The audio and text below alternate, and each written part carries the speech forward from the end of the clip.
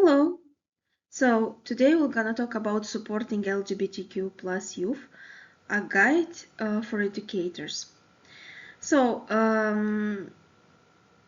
the first part would be to begin by warmly acknowledging the audience presence and the courage it takes to learn into a subject that can feel politically charged, personally uncomfortable, and emotionally complex.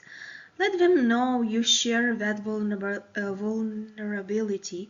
Even as a seasoned mental health professional, the presenter admitted he was afraid to offer this workshop because sexuality conversation often trigger moral debates. Generations bias and deeply personal histories. That anxiety, however, is precisely why the session matters. Framing the objectives remind participants that supporting LGBTQ plus youth is not about granting special privilege. It's about leveling structural inequalities, so every student enjoys the same baseline of safety, affirmation, and opportunity to thrive. Stress foundational insight that trades through the entire webinar. LGBT plus youth do not attempt suicide behavior or who they are, but because of how the world responds to who they are. Bullying, family rejection, institutional silence, and internalized shame create lethal pressure that we as educators are uniquely positioned to relieve. Outline 3 goals for the session. So, these are the goals. To firstly build fluency in inclusive language, to recognize concrete risk factors and protective factors, and three, live with policy and practice level actions that measurably reduce self-harm and elevate school climate for all students. Close the introduction by inviting honesty and curiosity. Questions and discomfort are welcome. Judgment and dismissal are not. Encourage participants to jot a reflection as they go, so questions and answers at the end can address real-world scenarios from the classrooms and hallways. So, understanding the language of sexuality. Lead with a provocative statement. Words can save lives or end them. Explain that language operates on two simultaneously tracks. Donation is literal dictionary meaning and connotation, emotional and cultural resonance. Many teachers master the former yet stumble off later. Unintentionally alienating the very students they hope to help. Give concrete examples pulled from the transcript. Homosexual is linguistically natural for homo from Greek meaning same, but its critical pathologizing echo can feel itchy or condemning. Conversely, queer, once an outright slur, has been reclaimed by many younger people as a badge of solidarity, yet remains painful for older generation who absorbed it as a hate speech. Use classrooms through experiment. A student saying "I'm queer" affirms identity, while a teacher saying "you are queer" can land as labeling or accusation, even if intention is benign. Encourage educators to ask what terms feel right for you rather than guessing. Highlight the evolving acronym LGBT, LGBTQ, LGBTQ2S+, LGBTQA as evidence that language itself is living, responsive to new understanding of gender orientation and cultural nuance. Stress that precision is protective when students hear themselves named accurately and respectful. They experience visibility. When mislabeled, they hear erasure. Offer free practical tips. Minor as students' self-descriptors. Default to inclusive umbrella terms. Partner with boyfriend, girlfriend in mixed groups. Treat missteps as leading moments. Apologize briefly, correct, and move on without making a student solve the adult's embarrassment. Close by connecting language to larger suicide prevention work. Every respectful word is a micro-intervention that chips away at isolation and shame, two major drivers of self-harm. LGBT youth and suicidal risk. This is what we're gonna talk about.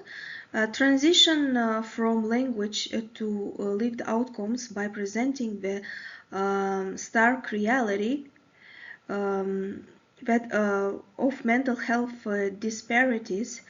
Cite nation and international students, Canada, US, UK, showing that lesbian, gay, and bisexual adolescents report suicide attempts rather and it rates 2 or 4 times higher than their heterosexual peers. For transgender youth, the multiple jumps to 6 to 10.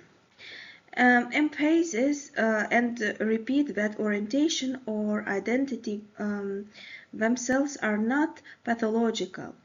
That is little is experience of marginalization, chronic bully, family rejection, community stigma, and institutional neglect. Reference the diagnostic manual shift the presenter noted. And the DSM no longer labels gender identity disorder. It now recognizes gender dysphoria, locating distress not in identity but in the conflict between one's internal sense of self and external environment. Use a quick narrative vignette.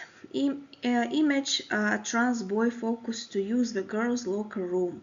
Mocked daily, told by staff, this is just policy.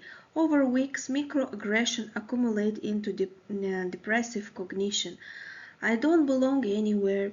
The future holds only pain. That cognitive distortion, not gender identity, precipitates suicidal thoughts. Introduce protective factors, supportive family, affirming peers, inclusive curriculum, and access to LGBTQ component mental health care, and note that each one can have suicidal risk. Preview upcoming slides that illustrate how school policies and culture can transform environments from risk-landed to resilience rich. Challenge participants to hold two truths simultaneously. LGBTQ+ youth are resilient, creative, and resourceful, and disproportionately at risk. The difference in outcomes often rests on the adults in the orbit. mapping on safe spaces in schools. Invite educators to conduct a mental health map of their campus. Where are cameras absent? Where does adult supervision drop? Where are students' bodies most vulnerable? Research and the webinar point to consistent hotspots: gender segregation, washrooms and locker rooms. At hallways during class transitions, school buses outside direct administrative control, and authentic fields where machismo cultures can dominate. Share key statistics from the Canadian student surveys. The presenter references 74% of transgender students reported verbal harassment. 20 to 25% experience physical assault on school grounds. Layer qualitative data. Students describe hearing that's so gay dozens of times per day, including from staff who may think the phrase is a no-cause. Explain the fear loop.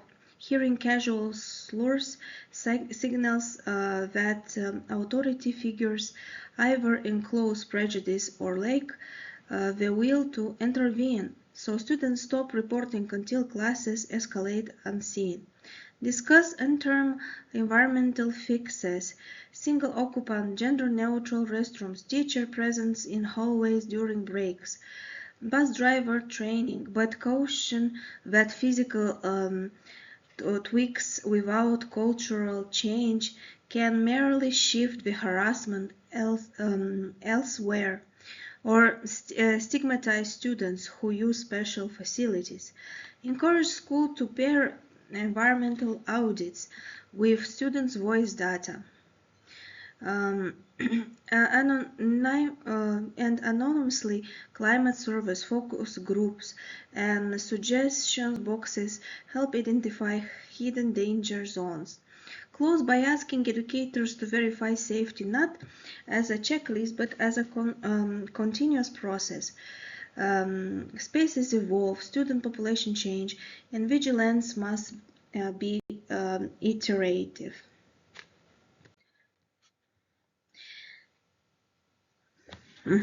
So, crafting effective school policies. Frame policy as both shields and compass. It protects target students and guides adult decision makers under pressure. Enumerate 5 policy pillars that distilled from the webinar and subsequent research. Explicit anti-phobia, transphobia language in codes of conduct. Generic no bullying rules fail because staff and students may not recognize harassment when it is identity-based. LGBTQ+, including curriculum across grade levels and subjects. History lessons on Stonewall. Science units recognize contributions of LGBTQ+ researchers. Literature circles including queer authors.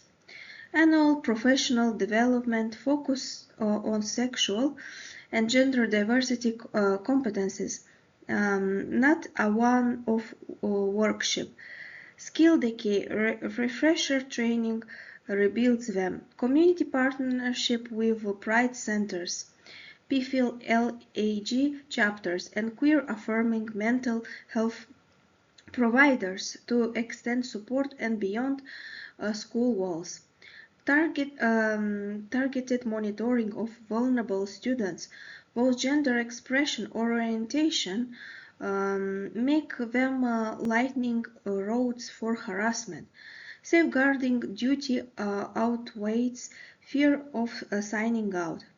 Provide implementation hits. Involve students' representatives who are drafting language, audit textbooks for heteronormative bias, schedule PD just before or after Pride Month to leverage cultural momentum.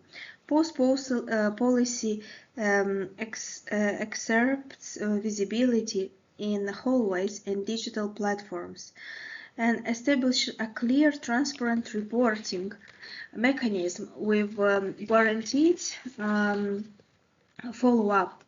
Impairs accountability policies die in blinders if leadership doesn't track violations. Publish anonymized data and celebrate improvements. Close by citing a meta-analysis. Schools with comprehensive LGBTQ+ policies report significantly lower incidence of slurs, lower absenteeism among queer students, and improve academic outcomes for the entire student body. Proof that inclusion lifts all boats. Gay straight alliances, evidence and practice.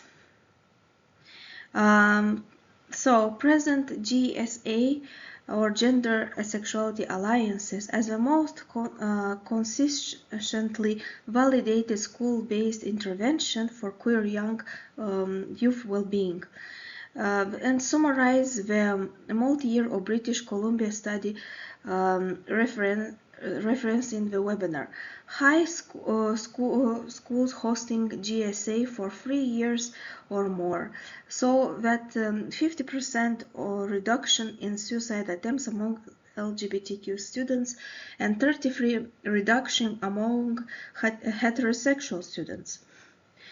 Why do GSA work? They combine peer support, visibility, and institutional endorsement. Peer-led spaces counter isolation by normalizing diversity. Visibility signals to closeted students that allies exist. And official recognition tells who be harassed that the administration backs inclusion. Address common objections. One, joining label me gay. Initially, membership may skew towards open LGBTQ+ or allied females, but as culture shift, perception diversifies. What if parents opposed? Emphasize that GSA are voluntarily educational clubs protected under freedom of association laws in many jurisdictions. The school obligations is to ensure equal access. Offer implementation blueprints. Recruit a dedicated faculty advisor trainer in confidentially rotate leadership to sustain momentum, integrate intersectional topics, race, disability, faith, so the club remains relevant, and link activities, days of science, pronoun buttons, diverse, to broader school-wide events to maximize reach. Link activities, day of, and note the critical mass effect. The first year may involve a handful of students. By year 3, the club often becomes respected stakeholders in policy discussions. Encourage administration to approve modest funding for snacks, printing, and trips to regional youth conferences, and also small investments with large returns in school climate and student safety. Effective communication approach and 5 keys to life-saving communication. Shift from the systematic to interpersonal practice. Drawing the 5 communication keys highlighted in the webinar into a richer framework. First, meet the student where we are. Begin every conversation with open-ended prompts. How would you like to refer to, how would you like me to refer to you? What feels hardest right now? Avoid front-loading with assumption about labels or timeless. Respect pacing and privacy. Adolescents navigate identity development unwillingly. If a student discloses orientation or one teacher that does not guarantee lessons to share with colleagues or parents unless safety is at immediate risk. Respond to expressed, not pursued needs. Some students want policy change, others want a single safe adult. Ask what would make school feel safer tomorrow, and co-create a realistic first step. Model brief guilt-free repairs. When you misname a misgender, correct yourself. Sorry, she. Thanks for catching me. Then continue. Long apologies can shift emotional labor out to the students. Avoid minimizing comparison. Emphasis like lots of kids feel that way. Intend comfort but can invalidate pain. Instead validate uniqueness. Your feeling makes sense given that you've been taught. Layer suicide prevention techniques. Listen for hopeless cues. It won't matter soon. And respond with direct, non-shaming questions. Are you thinking about killing yourself? If risk is present, collaborative on a safety plan that includes removal of a lethal means, identification of distraction strategy, and scheduling of follow-up. Remind teachers they are connectors, not solo clinicals. Knowing referral pathways to school psychologists, crisis alliances, or community therapists is part of ethical practice. Close with a reflection exercise. Invite participants to join one language habit that will change tomorrow and one ally action that will take this term.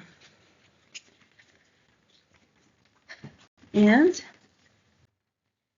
resources the next step.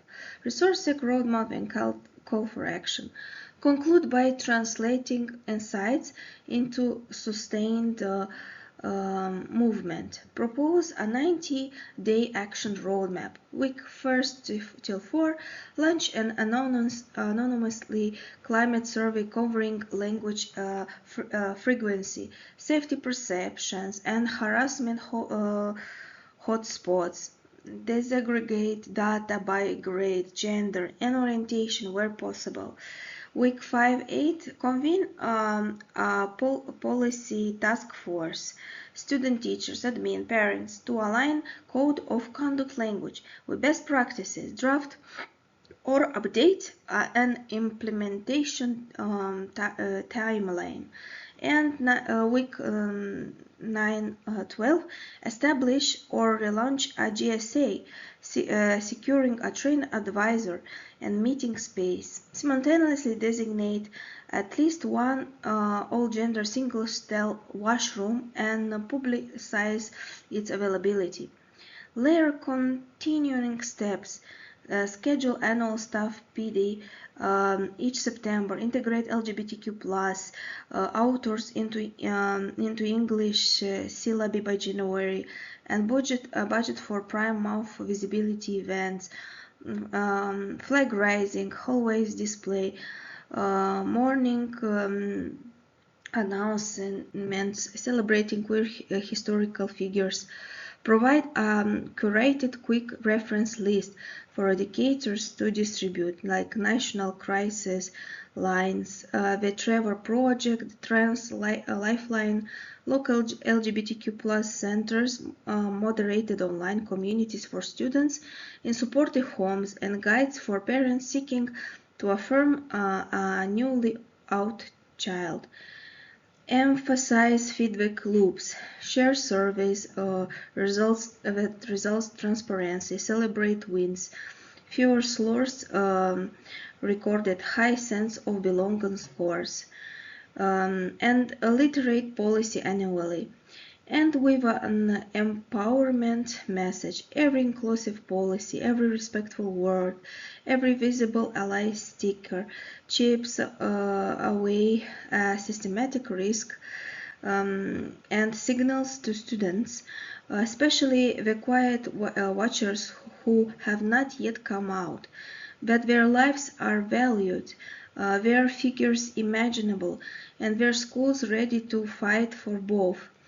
Thank participants, invite questions, and remind them that culture change in reality, not a sprint. Their next baton pass could vary, literally save a life. Thank you.